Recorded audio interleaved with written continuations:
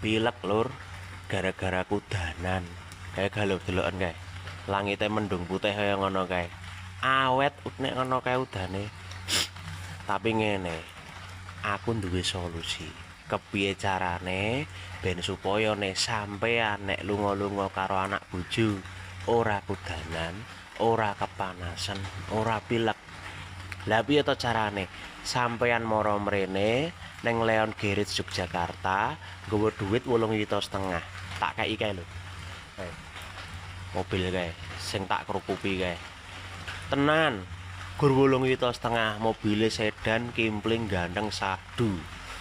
Piye?